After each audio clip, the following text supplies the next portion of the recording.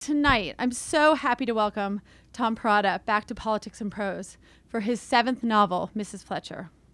Tom, you owe me 2 loads of laundry, 1 Pilates class, and 1 trip to Costco. All things I did not do last Saturday after I started reading Mrs. Fletcher. My 11-year-old was like whining in the corner. My dog was like peeing on the kitchen floor, and I did not care. I read the book from cover to cover. I wanted to follow Eve Fletcher's exploration of her empty nest, post-parenthood life from start to finish. I needed to know what happened to her. Tom's ability to create emotional stakes and characters that you feel immediately connected to has propelled his novels, including Election, Little Children, and The Leftovers, to the bestseller charts and into the hearts of readers. He creates story and movement through character like really no other writer I can think of. And in Mrs. Fletcher, he also explores complex issues of technology and sexuality without ever once making the reader feel dictated to or weighing down the breakneck pace of the plot. It's so good. Please, please help me welcome Tom Perrotta to Politics and Prose.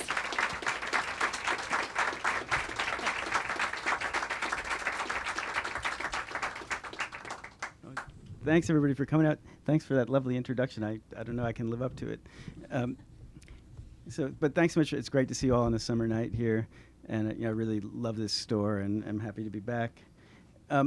So I'm going to read to you for a little bit, and then we'll have a conversation about the book or anything else you want to talk about. So the book is about a mother and a son.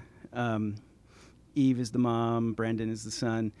And in chapter 1, Eve, who's a divorced mom with 1 kid, brings her son off to college, and she comes home and just has to face the question of, who am I now? And the book is really the answer to that question. But what happens as the book goes on is that you meet a bunch of people in her life. And I want to read to you from a section about a woman named Amanda Olney, who is the events coordinator at at the Senior Center. Eve is the director of the Senior Center, and Amanda is her events coordinator. And she likes the job, but the days are kind of long and stressful. And this is what happens at the end of one long and stressful day. The Bikram instructor that night was JoJo, not Amanda's favorite. She would have preferred Kendra, the soulful, slightly overweight woman who read inspirational meditations about self-acceptance during Savasana at the beginning and end of class. Kendra roamed the studio like a benign spirit, the goddess of encouragement, always ready with a supportive comment. Sometimes that was all you needed, a trinket of praise to get you through the most brutal poses, the ones that made you hate your body and wonder why you even bothered. Let's go, people. JoJo clapped his hands as if summoning a dog. Where's the energy? There's no such thing as halfway in Bikram. JoJo was a beautiful Asian man with the body of a gymnast and the soul of a drill sergeant. His adjustments were rare and brusque, and sometimes borderline inappropriate, as if his lack of sexual interest in women gave him license to touch them wherever and however he pleased. Even so, Amanda knew that complaining about JoJo was pure luxury, like whining about the prices at Whole Foods. The real miracle was that anybody taught Bikram yoga in Haddington. 10 years ago, when she'd left for Sarah Lawrence, there hadn't been a single yoga studio in her hometown. Now there were 3, Bikram, Prana, and Royal Serenity, whatever that was, as well as a CrossFit gym, a decent vegan restaurant, and a tattoo parlor whose owner had a degree from RISD. Without realizing it, she'd been part of a hipster reverse migration. Legions of overeducated, underpaid 20-somethings getting squeezed out of the city, spreading beyond the pricey inner suburbs to the more affordable outposts like Haddington, transforming the places they'd once fled, making them livable again, or at least tolerable. Another reason for gratitude. JoJo's classes were more sparsely attended than Kendra's, so she had some room to spread out. No worries about her personal space getting invaded by a rude neighbor or slipping on a puddle of fresh squeezed man sweat. She hated to be sexist, but it was undeniable. Men were gross at Bikram. Everybody perspired, but certain guys took it to a freakish extreme, dripping like faucets through the entire 90 minutes of class, the foam of their mats squishing underfoot. Tonight, there were only 5 males in the class, none of them familiar, thank God. A couple of weeks ago, she'd found herself standing 1 row behind a guy she'd hooked up with on Tinder, a 42-year-old graphic artist named Dell, with long graying hair and a sad little belly bulging over the waistband of his Speedo. Okay. Their eyes had met in the front mirror, and he'd smiled in happy surprise. She was aware of his scrutiny throughout all 26 postures, and it had completely ruined her concentration. And then he tried to chat her up in the parking lot, as if they were old pals, rather than strangers who'd fucked once, just because they both happened to be bored and lonely at the same time. She wasn't sure why the encounter had unnerved her so much. Dell was a pretty nice guy. They'd actually done okay in bed together. And she was 99% sure his presence at the studio was pure coincidence, not the beginning of a stalking nightmare. But it didn't matter. It was just creepy to see him there, totally out of context, as if he were an actual human being rather than a figment of her sexual imagination. She went home that night and deleted her Tinder account, so nothing like that would ever happen again. At the senior center, Amanda's tattoos were a constant source of friction with the clients, and apparently an open invitation to criticism. Like one of those bumper stickers that read, "How's my driving?" She wished she could have supplied a toll-free number so the irate old folks could call at their leisure and leave a message, instead of accosting her in the crafts room to inform her that she'd made a terrible mistake, that she could have been a pretty girl, and what the heck was she thinking? At least wear some long sleeves, the sweet old ladies told her. A turtleneck and some dark tights might not be such a bad idea either. Something subtler and far more frustrating went on in the Bikram changing room, where a number of the younger women had tattoos of their own, though of a more decorous suburban variety. A dolphin on a shoulder blade, a constellation of 3 or 4 stars around an ankle, a cheerful little bird on the nape of the neck.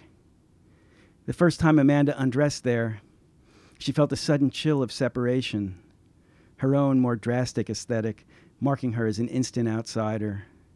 The badass chick with the cobra wrapped around her leg, the hand grenade on her breast, the anarchist bomb on her thigh, and the meat cleaver, the only one she truly regretted, dripping blood on her upper arm. She tried to compensate by being extra friendly, smiling at everyone she passed, but the others rarely smiled back. Most of them avoided eye contact altogether, the same way Amanda used to avert her gaze from the anorexic woman at her old gym, the one who seemed intent on committing suicide by elliptical. You wanted to look, but you didn't want to be rude, so you just minded your business and pretended she wasn't there. 5 years ago, when she'd been living in Brooklyn with Blake, she would have enjoyed this outcast feeling, the knowledge that she was a little too edgy for the single ladies and yoga moms of Haddington. But she wasn't that person anymore. She was lonely and looking for new friends, and it broke her heart a little every time she showered and changed without exchanging a single pleasant word or sympathetic look with anyone. She'd gotten so used to being ignored, she wasn't sure what to think when she emerged from the shower, a much too skimpy towel wrapped around her torso, and noticed a slender, pretty woman staring at her with a quizzical expression. Amanda had never seen this woman at Bikram before, but she'd been aware of her throughout the class. It was hard not to be. She was one of those front-row goddesses, enviably fit and limber, observing herself in the mirror with an air of scientific detachment as she tied herself in elegant knots, barely breaking a sweat. It was a cramped space, a single wooden bench set between 2 rows of lockers, with several women milling about in various states of undress, trying not to get in one another's way. Amanda had just released the towel when she sensed a presence at her side. Excuse me? The woman's voice was surprisingly casual, considering that Amanda was naked and she herself was wearing nothing but yoga pants. I think we know each other. The stranger was even prettier up close, with black pixie-cut hair and blue eyes that seemed pale and bright at the same time. A tiny tattoo peeked from the waistband of her pants, something dark and swirly, a tornado or maybe a comet. You went to Haddington, she continued. We were in AP English senior year. Her voice sounded vaguely familiar, but Amanda searched in vain for a name to connect to the face. It didn't help that she was distracted by the woman's breasts, which were small and pert, with optimistic upturned nipples. She couldn't help wondering what that would feel like, having boobs that defied gravity, and a stomach so flat it might actually be concave. She glanced with longing at her own discarded towel, lying uselessly on the floor. I'm sorry, Amanda said. Your name is Beckett. After an awkward moment of silence, the woman smiled, realizing her error. In high school, I went by Trish Lozano. Holy shit, Amanda thought. Trish Lozano. You could see it now, the ghost of the girl she'd been, hidden inside a whole new person. I didn't recognize you, she said. You were blonde back then. Of course I was. Trish shook her head. I was such a cliche, the cute little cheerleader from hell. Amanda wasn't sure how to respond. She'd never thought of Trish Lozano as a cliche. She was more like the platonic ideal of an American high school girl, pretty and bubbly and super popular, always at the center of the action. And she'd been smart, too, which seemed even more unfair. Your name's Beckett now? I changed it in college. I got into acting, and Trish just seemed so blah. We were doing this all-female production of Waiting for Godot, and I don't know, Beckett seemed like a cool name. Trish rolled her eyes, amused by her younger, more pretentious self. Turns out I'm a terrible actor, so the joke's on me. But I kept the name. It's a big improvement. Amanda could feel herself nodding a little too emphatically, as if she were receiving news of profound importance. And it made her queasy to think what she must look like, plump and flushed and naked, listening so intently to a beautiful bare-breasted woman who called herself Beckett. You look great, Trish said, touching her gently on the arm. Are you still living here? It's just temporary. Amanda's face warmed with embarrassment. I was living with my boyfriend in Brooklyn, but it was a long story, not one she wanted to go into just then. She turned toward the open locker, rifling through her clothes until she found her bra. What about you? Visiting my mom. Trish made a sour face, as if this were an unpleasant obligation, like jury duty. I live in L.A. now. I went out there for film school and never looked back. My fiance's a DP, a cinematographer, so I think we're pretty much stuck there. Involuntarily, Amanda's gaze strayed to Trish's left hand, the small diamond gleaming tastefully, not the least bit boastful or obnoxious, just a fact. Wow. Amanda hooked her bra, then gave the underwires a little tug, getting everything in alignment. That's exciting. She grabbed her panties. They were black and high-waisted, with stretchy lace panels on the sides, and pulled them on. She felt a little better now that she was decent. Glad it was a good underwear day. Do you work in the movie business too? I was a PA for a while, but now I teach at Soul Cycle. Probably do it for a few more years till we're ready to start a family. Trish shrugged, not unhappily. You? Single, Amanda said, trying to sound matter of fact. Just getting my life in order. I'm the events coordinator at the senior center. They actually have a pretty good lecture series. Trish nodded, but there was a faraway look in her eyes, as if she wasn't really listening. This is so weird, she said. I still think about you sometimes. Me? Amanda gave a puzzled laugh. She and Trish had barely exchanged 2 words in high school. Why? To be honest, Trish said, you kind of freaked me out. You were always staring at me like I was this horrible, stuck-up, shallow person, and I couldn't understand why you hated me so much. I didn't hate you, Amanda said. I didn't even know you. It's okay, Trish told her. I had this epiphany in college. It just hit me one day like, fuck, I was a mean girl. That's why she hated me. Sometimes, even now, I wake up in the middle of the night and I'm just so ashamed of the way I treated people.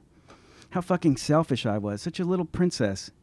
So when I saw you here, I just thought I should come over and apologize, make things right. You don't need to apologize. I am so sorry, Trish said. And the next thing Amanda knew, they were hugging, Trish's proud little cheerleader boobs mashing into her chest. I am really and truly sorry for the person I used to be. It only took a minute for Amanda to reactivate her Tinder account. Her old matches were gone, but she didn't care about that. She used the same profile photos as before and stuck with her tried and true tagline, "If you're nice, I'll show you my other ones." She set the match distance for 15 miles and the age range for 35 to 55. That was the key in her experience. The older guys were out there, checking their phones every 2 minutes, just itching to be called out of retirement. And they'd happily drive through a blizzard with a flat tire if a woman in her 20s was waiting on the other end. Amanda understood that this was a bad idea, not to mention a blatant violation of her recently instituted no-hookup policy. Tinder was like tequila, fun today, sad tomorrow. But sometimes you didn't have a choice. That unexpected reunion with Trish Lozano had really messed with her self-esteem. The thought of going home and eating a salad in front of the TV had triggered a wave of self-pity that bordered on rage. That's the highlight of my day? A fucking salad? It would have been fine, or at least marginally tolerable, if Trish had still been Trish, a grown-up version of her teenage self, cute and predictable, flaunting a tacky rock, bragging about her frat boy stockbroker boyfriend. At least that way, Amanda would have preserved her sense of intellectual superiority, the illusion that she was an adventurous bohemian who'd chosen the road less traveled. But Trish, Beckett, was a completely new person, living the kind of life Amanda had always imagined for herself. My fiancé's a cinematographer. How the fuck did that happen? It just seemed so unfair. The girl who'd been so deliriously happy in high school was the one who'd reinvented herself, moving to a glamorous city and falling in love with an artist who loved her back, while Amanda, who dreamed of nothing but escape, had ended up right back where she started, with only a few stupid tattoos to show for all her trouble. I work at the senior center. They have a pretty good lecture series. She'd felt so stupid saying that she wanted to die. And then Trish had the gall to hug her, to fucking apologize for her happiness, which was way worse than bragging about it. I am so getting laid tonight, Amanda thought, before they'd even let go of each other. Her match arrived in less than an hour, knocking furtively on the front door. She studied him through the peephole, amazed as always that this was even possible, that you could swipe at a photo of a stranger and the flesh and blood person would show up at your doorstep. This one was a little heavier than she'd expected. He claimed to be an avid cyclist, but he bore an otherwise reassuring resemblance to his profile pic. His name was Bobby, and he seemed charmingly ill at ease in the living room, like a teenager picking up a prom date.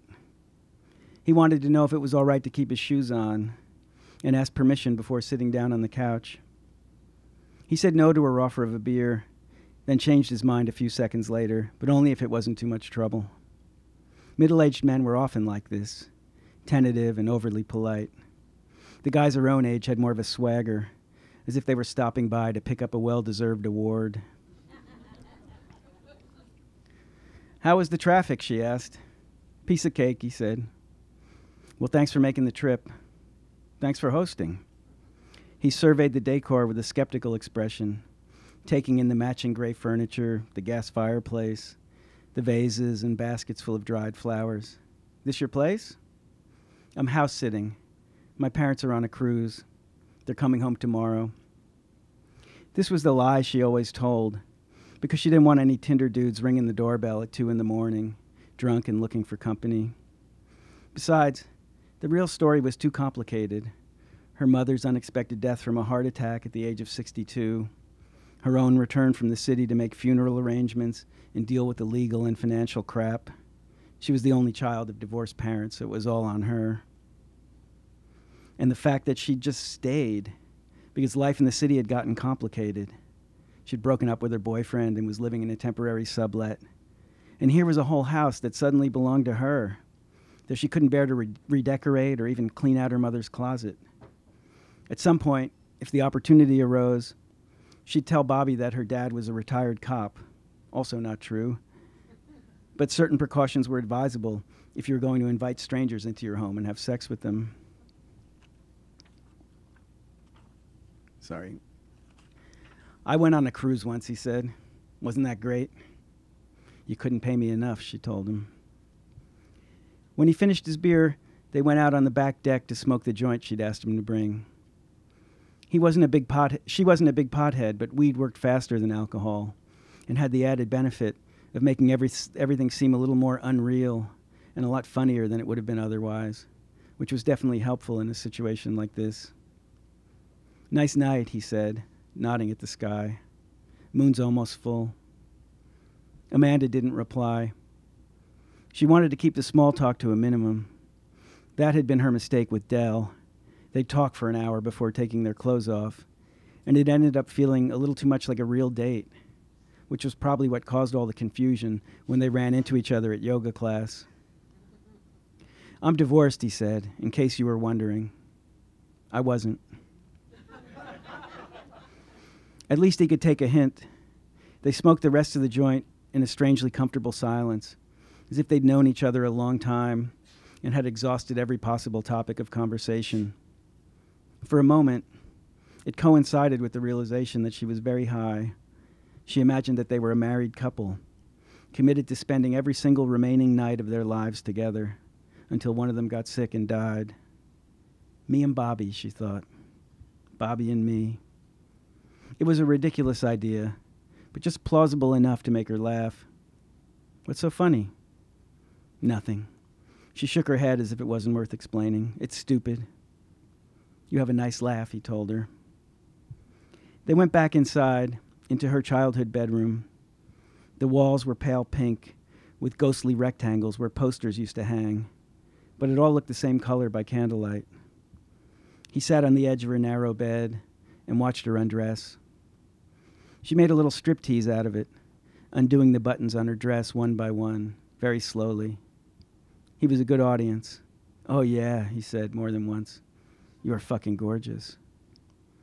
The dress fell to the floor. She stood there for a moment in her black bra and panties, along with the knee-high boots she'd tugged on for the occasion. He nodded for quite a while, as if something he'd long suspected had turned out to be true. You're killing me, he said. You're totally fucking killing me. As far back as she could remember, Amanda had had mixed feelings about her body. She was shorter and heavier than she wanted to be, with big, full breasts that weren't great for yoga or running, but made a very positive impression in situations like this. Oh, Jesus, he muttered as she dropped her bra on top of the dress. Look at those tits. Standing next to Trish Lozano in the harsh light of the changing room, Amanda had felt the way she had felt all through high school, chubby and dull and hopeless. But right now, shimmying out of her panties in the trembling yellow light, with Bobby studying her like a painting in a museum, she felt like something special. Want me to keep the boots on? Whatever's easier, he told her. I'm good either way. Thanks. Thank you. Well, thank you so much. So, anybody want to jump up and ask a question? I'd love to answer it. Or you can just raise your hand and I can repeat. Oh, there, you got a mic. Hi. So it just by coincidence, I happened to read Joe College just about a week before reading Mrs. Fletcher. And so I was just curious in any comments you wanted to share about writing about that college experience, you know, at Yale versus BSU in Mrs. Fletcher. Yeah, well, that's actually a very interesting question on a couple levels. So I am normally not an autobiographical writer, but there are two exceptions in my body of work. One is Bad Haircut, my first book, which is a coming-of-age story, and then Joe College, which is the most autobiographical. Though, again, I changed lots of things. But this book came out of the experience of bringing my kids to college. And, you know, one of the things that people my age often laugh about is this idea of like trigger warnings on materials in college, you know, because we didn't have them, so why should anybody have them? But I will say that the best way I can describe it for me was like going back into college with my kids and like bringing stuff into the dorm room was like a real trigger for me. It was a very complicated emotional experience. Because I felt really jealous of them. I wasn't feeling like the supportive dad that I should have felt like. I was just like, I should be here. And it was surprised me how like raw that feeling was of I belong here. Like that other life that I'm leading, like it's okay. But this is where it really happens. And you know, and I wanted to write about Eve being home, but my mind kept going to Brendan and what's happening over there. And it was actually an interesting challenge for me as a writer because I had written about college, but now I was writing about the college experience of a generation different from me, and I was writing from the perspective of a parent rather than the kid, which made it complicated. So I had to read a lot and listen a lot, ask my kids questions. I worked with some younger people on the leftovers, and I would quiz them. You know, I was just really alert to trying to figure out what things were like, and I'll have to defer to my kids had a few quibbles, but they were grudgingly approving, I think. So, is anyone? Oh yeah, there's one back there.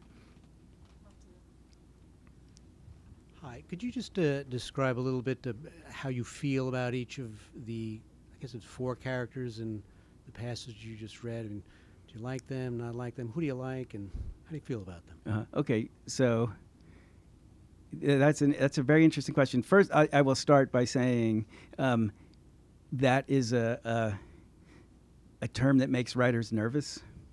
Everybody, I don't know if you know, like last year, or a couple years ago, Claire Massoud was accused of creating an unlikable character, and she wrote a piece about this, which I totally sympathize with. Like I'm not setting out to write likable characters, though I have a reputation for writing likable characters. I think, though they're usually likable characters who do really unlikable things, and so that's sort of a more interesting thing for me. But you know, when I think about characters in literature that I care about, they're complex rather than likable. So my preferred term is complex, and my goal is to understand them rather than to have them be like. Though in my own life, I feel like often understanding goes along with liking.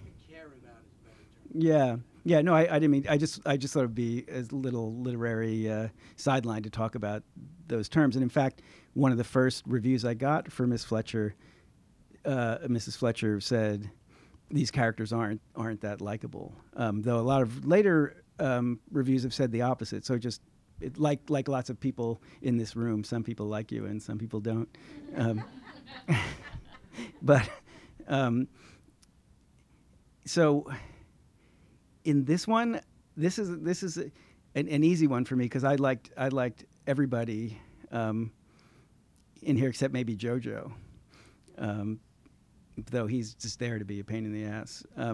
But I mean, I sort of feel like Beckett is charmingly self-centered even when she's apologizing, which is and obviously clearly more interested in what she needs from this encounter than from what it might mean for Amanda. Poor Amanda's just, you know, she's just unhappy with where she is right now, and almost everything reminds her of that fact. And Bobby seems like a nice guy who can't believe his good luck. So I don't have any qualms about any of those characters. Though you know what what struck me, and was almost a kind of a goal in writing a lot of this book was to write scenes that couldn't have happened, 10 years ago. That a lot of the scenes, a lot of the sentences felt like, they just weren't available to writers just because of the technology involved or the social details. So, yeah, that was it. The reason I read it was I thought it was sort of a fun, an interesting scene about the way we use technology to possibly alleviate our loneliness, though it may not work in the way we hope. Then you can go. Hey, so going off of that, did you have a hard time or an easy time writing about technology? Because I feel like a lot of writers struggle and feel like it's trite when it comes across, or it's so obvious because it's so current. Did you? Yeah, so this is often the way I try to work. I'm in many ways a person of my generation, and my grasp of technology is shaky. And so, I have not been on Tinder, so I had to actually get, people I worked with to take out their phones and show me how it worked. And I said, what if I canceled my account? Could I get it back? And they're like, oh, it's super easy. Here's how you do it. But I felt like I could use my level of, it's only bad if I'm trying to describe a character who really knows what they're doing. So for instance, I had to do an edit where I made sure that the kids didn't put periods at the end of their texts, because for me it was just like, well, sometimes there's a period, sometimes there's not. I hadn't realized that it had become a marker of who's a jerk. But I felt like I could use, rather than try to be an expert, I could show characters in different stages of expertise. So for instance, Eve. I love this cover. I love this idea of this woman with this glow of the phone on her face, because she is.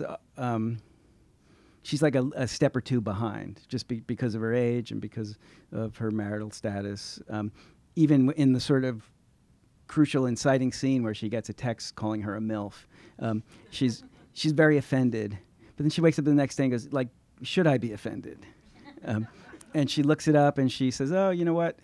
It looks like it's not somebody accusing me of something. It's somebody. It's a dirty text and she doesn't like it. But the term itself, she realizes, is just somebody just telling her that she's attractive at a time when, she hasn't heard it for a while, and so she's very, she's sort of, in spite of herself, she thinks, oh, that's kind of nice, and it leads her into this whole exploration of amateur MILF porn.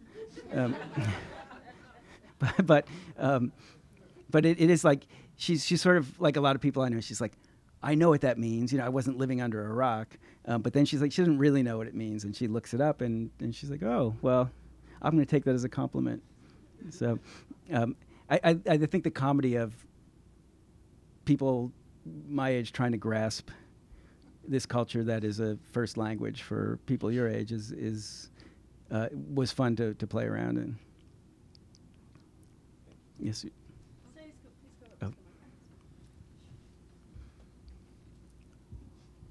So along those lines, do you think that because this framework of technology and things like Facebook and Tinder moves so quickly, do you worry that it will be like a different language 10 or 20 years from now, that readers won't be able to find their way into the story the same way?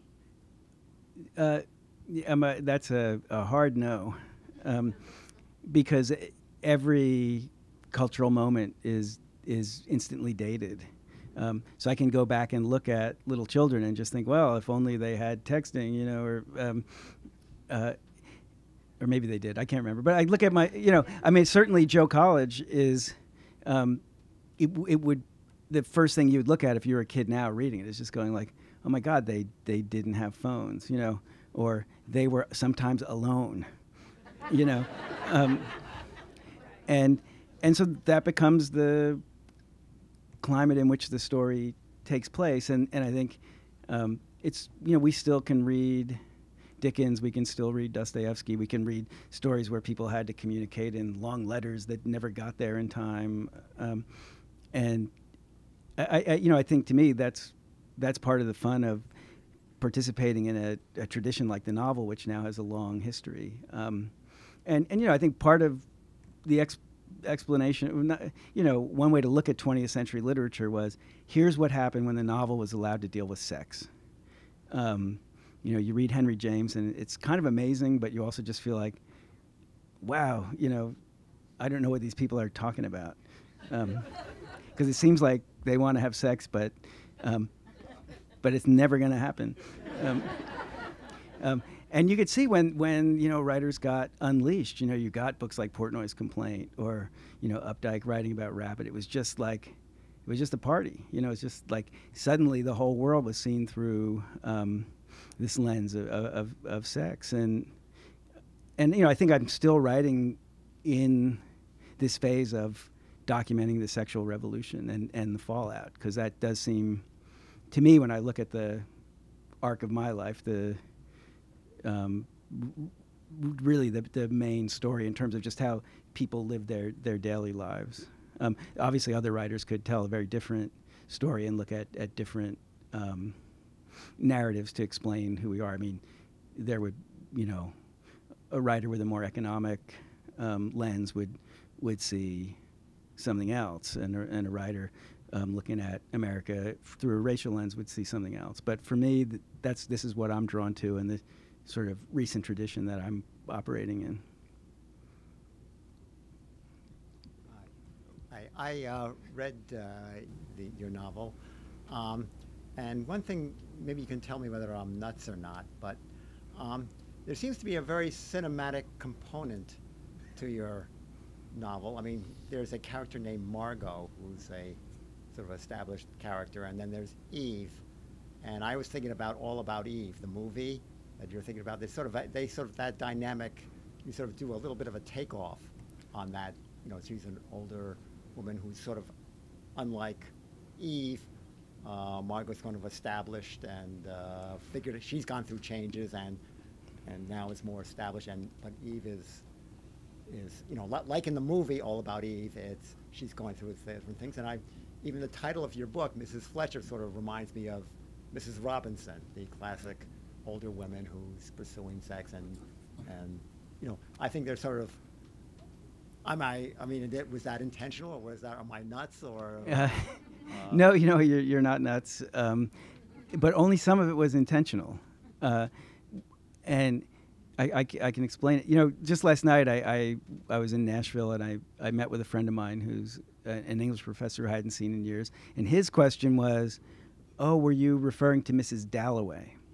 Oh. And he gave a really smart explanation of why he thought there was a connection to Mrs. Dalloway. And I had read Mrs. Dalloway in college, but it's just gone now. It's just in the file back there. So any references to Mrs. Dalloway were completely unintentional. But this is part of the fun of writing, is you get to engage with a reader who brings their set of associations. So there was no Mrs. Dalloway. There was definitely a Mrs. Robinson there. She's referred to explicitly in the book, because when Eve gets this text, she says, "Oh, I know what that is. It's just Mrs. Robinson with a new name." Now, some writers are very subtle with their symbolism. But when I called her Eve, it was, that was like I'm waving a flag, because it's all about her wanting to know. She just dives into this project of sort of looking at sex and thinking about sex. She gets an education late in life. Margot, I have to say, I completely missed the All About Eve thing. It seems obvious once anybody says it. There are two characters named Margot and Eve. I know. Well, is it natural? Sometimes I'm a little dense. It really was an accident, but again, I think some names are.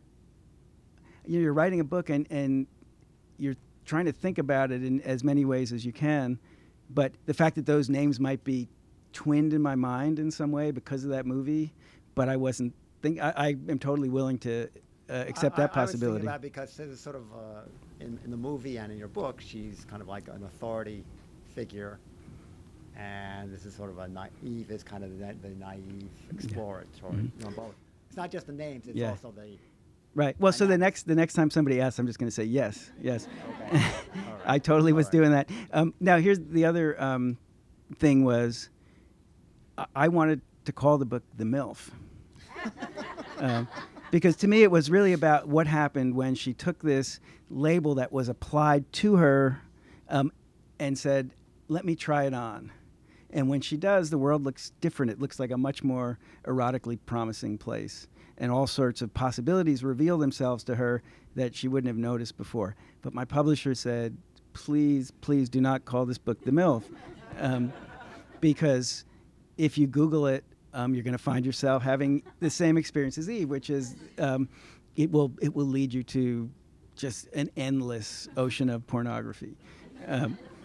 And so we fought about it for quite some time because I just said, I like my title. If you have a better one, please tell me. And so they kept pitching titles at me. It was a very funny position to be in because I was playing passive aggressive. I'm just like, I like my title. You have to beat it. And they gave me, maybe 10 different titles, and I hated them all. But they were not budging either. So we had like a real standoff, and the catalog was due out. The book needed to have a title. And my editor sent me a list of possible titles. And this happened early in the process, and Mrs. Fletcher was on it. Eve is called that within 3 pages of the book, and she says, please don't call me that. And my objection at the beginning, I said, I like Mrs. Fletcher, but she's not Mrs. Fletcher. And she says that explicitly. And the more I thought about it, the more that seemed like, actually, oh, that's interesting. Because it's the flip side of the MILF. She's no longer Mrs. Fletcher. Now she needs a new identity. So I kind of like starting with the old identity rather than jumping ahead to the new. But it took me a long time to get there. So there was never any plan of associations in calling the book Mrs. Fletcher. It really was a sort of surrender on my part that turned out to be a good decision. What were some of the other titles? I don't want to. You know what? I don't even want to say. Oh yes. Hi. I haven't had an opportunity to read Mrs. Fletcher, although I'm very much looking forward to it. I was hoping to ask you if you wouldn't mind speaking a bit to your approach to world building. I recently read The Leftovers, and one of the things that really amazed me was that how deftly you struck a balance between providing sort of details that really gave the world a bit of verisimilitude versus sort of being overbearing, particularly with the guilty remnant and the other end times cults. Yeah, that's working on the show really taught me something about that. Because I think I was trying to be sparing because I do think you can kill the movement of the story if you slow down and very specifically build a world. And the other thing I did was just jump ahead 3 years from the sudden departure, and I did set the first scene at this memorial service. So it allowed me to kind of just very naturally sketch the background. But working on the show was amazing because we actually had about a month before we started writing season 1 where we just said, let's speculate about what this world would look like beyond what's mentioned in the book. And somebody mentioned, well, what if people like created these life-size replicas of the departed people to use for grieving, and it turned out, in Hollywood there are people who do this because in movies sometimes you need like a body to look like the actor if you're going to like do something horrible to it, and so we started that just as a thought, and first it was there's an accident on the road, and there were just a bunch of these replicas laying on the road. And then a couple episodes later, Nora's at a departure convention, and there's a guy selling these replicas. And Nora gets drunk, and she sort of ends up having this weird sexual encounter with the replica as a joke. And then, I won't spoil, in the season 1 finale, there's just an amazing scene. It's just a pivotal scene for the whole series that involves these replicas. And it was not planned at all. It was just, we set these things in the world, and then they became a possibility that could be used in the storytelling. When the writer who suggested that move in the finale, we were all just like, it was just kind of an amazing thing, because it came out of nowhere, but it seemed so perfect at that moment. And so it was actually a humbling thing for me as a writer, be like, oh, I wish I had this group when I was writing the book. The world would have been so much fuller.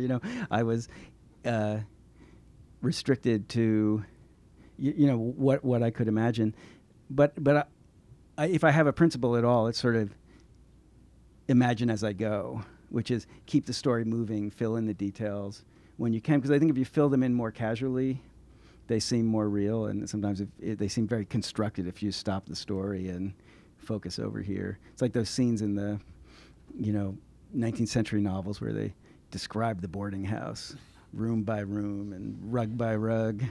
I can't read them anymore. Well, between the book and the show, I think we got the best of both worlds. Yeah, Thanks. Thanks.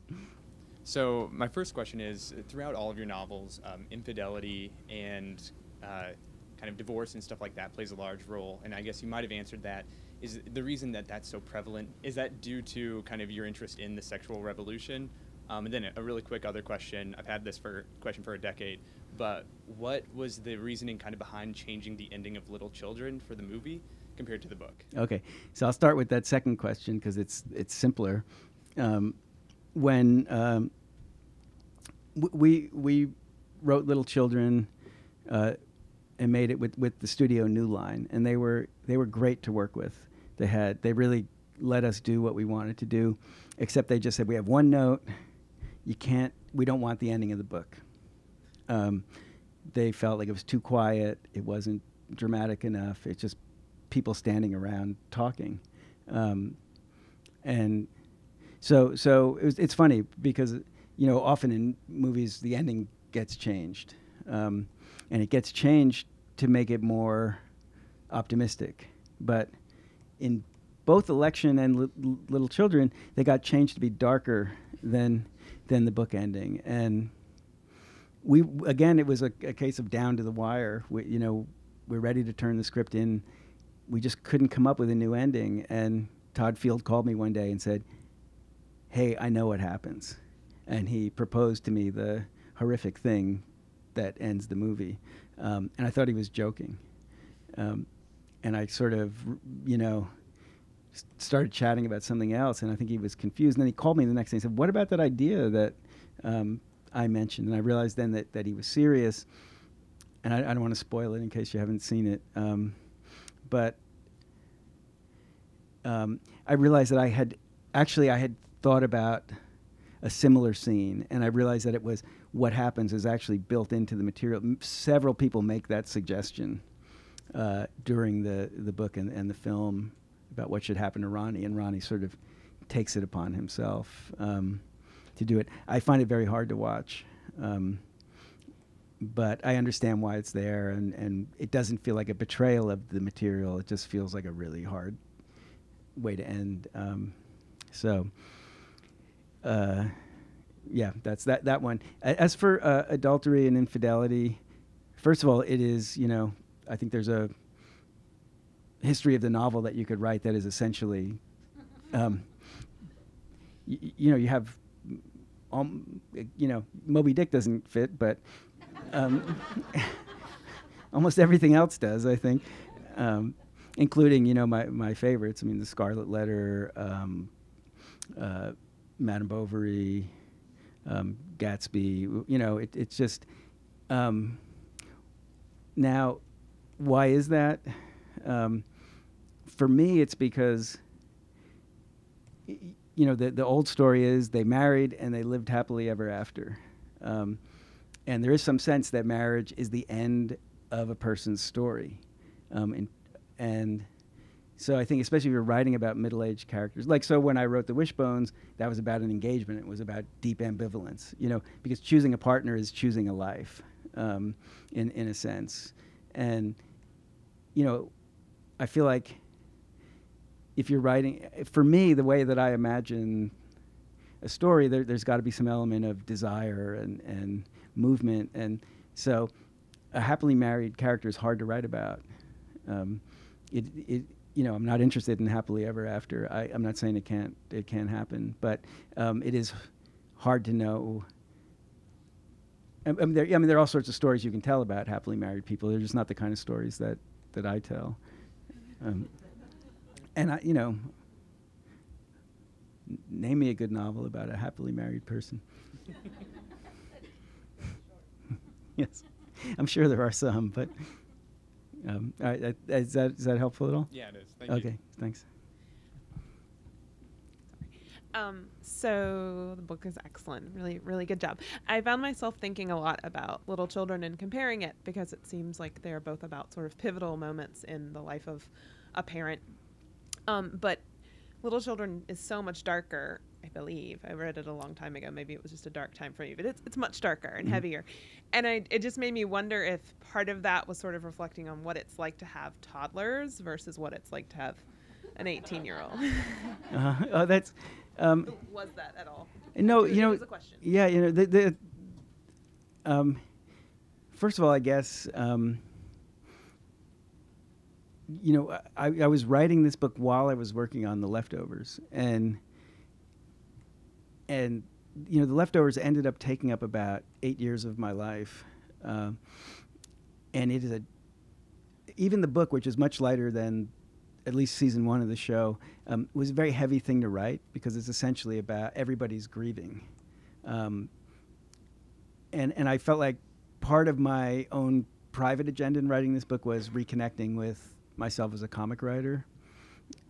And I think maybe just Little Children was so much about sexual transgression, but it was also about the community becoming a mob. I mean, there's just dark, unruly material in that, and I mean, there's some dark material in here, but in some sort of, by some comic grace, the characters avoid the worst of it, and in like very traditional comedy, like Shakespeare, the world gets disordered and then it kind of reorders itself, and I feel like I was writing in that kind of classic comic tradition, but the material was also unruly, and especially Brendan, and because the minute he meets his advisor at college, the guy says, "You know what consent is, right?"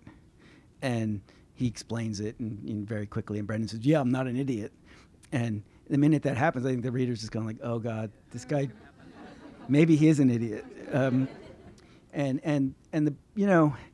that was a really delicate question that I had to deal with, because it would have become a different book entirely. So it couldn't contain that story, which isn't to say that story doesn't happen, and it doesn't happen to people like Brendan. It does. It just, I just didn't want to let that into the book. Yeah. Hi. Hi. I was curious about your books versus the movies Election and Little Children, where you have a narrator. Is that your doing, or do you feel like the humor or the dark humor isn't conveyed through acting, so the narration kind of lends to that, like your inner thoughts about a situation where you pretend you're one thing, but your inner voice and the things you think are relevant to the story? One thing I'm really proud about is both of those movies have really interesting voiceovers, and especially Election, when it was made, it was considered a real article of faith in Hollywood that voiceover was a bad thing. Voiceover was what you used when you made the movie and people didn't understand it. Right. And so then you had to have a character explain and make it, simplify it for the audience. The other article of faith, though, was a movie should have a single protagonist. And here was Election, a book that it doesn't really have a single protagonist. Everybody who runs for president and Mr. M, they're the star of their own stories. And Alexander Payne and Jim Taylor, the screenwriters, were told by the studio, you need to pick. Is this a book about the kids? Is it a book about teacher? Who's it about? And he, those guys, to their great credit, said, it's everybody's story. And the way that they dealt with it being everybody's story was to use the device in the book, which was a first-person narrator that, they would hand the baton to one another and narrate together. And it just turned out to be great. And then I think when we sat down for Little Children, I didn't say I wanted a voiceover, but Todd Field said, it was the first meeting we had, he said, I want to get the guy who does Frontline I love to narrate the book, narrate the film, because it will be like he's the voice of adult authority. And, part of the fun of Little Children is the adults are kids too. So the only adult is sort of speaking up here, while these little children of all ages, run around doing what they have to do. And I think that's a wonderful device as well. And whereas Election's narration mirrors the book, Little Children's is different because I stick closely. A lot of the lines he's saying are lines from the book, but they're from the point of view of Sarah or Todd. But it comes out different in this voice that's disembodied from the characters. And on just something that you brought up just a couple minutes ago about You Shudder the Scarlet Letter and then Madame Bovary, did you cite that in that book club scene when she talks about the character? Is that because of your love of that book? Yeah, it was because it was, to me, the book of, Madame Bovary is the mother of a small child. But the thing, and again, this goes back to this question of social moments. Somebody cares for the child all the time. The child has she's sent off to a wet nurse early on, and she doesn't really cause any problems for Madame Bovary in terms of her career in adultery. But I love the idea that poor Sarah is always sort of having to figure out, what do I do with the kid? And her affair takes place while the kids are napping. But then the night, where they're supposed to have the big rendezvous, there's no babysitter, and she has to take the baby with her. It just felt like those differences seemed rich to me. But the connection between her and Madame Bovary seemed real because they both are motivated less by love for the other person than a kind of desire to explode a life that had become suffocating. I noticed in speaking about narration that only the kid is a first person narrator and everybody else is third person. Why did you make that choice? Yeah. So instead of Mrs. Fletcher, let's say, being a first person. Yeah, it's a strange choice, and it wasn't even made as a choice. It was more when I started to write Brendan, I felt like, I can hear him, and I also felt like maybe it would be a bit of a wasteland to try and get into his head. He's a very limited character, but I think his limitations are funny when he speaks them, but they might not have been so funny if I was in there with him. But the real effect that I now see is just how jarring it is. Every time you switch from Eve to Brendan, you just get a sense of two entirely different worlds in the book. And they're family. They're people who've shared their lives together, and yet the distance between them seems quite large. And that's part of the pathos of Eve's story, I think, is that she's thinking about her son in one way, and he's living in an entirely other space. He's kind of inaccessible to her. So that's the interesting effect of it, I think. But thank you all so much for these questions. They were excellent.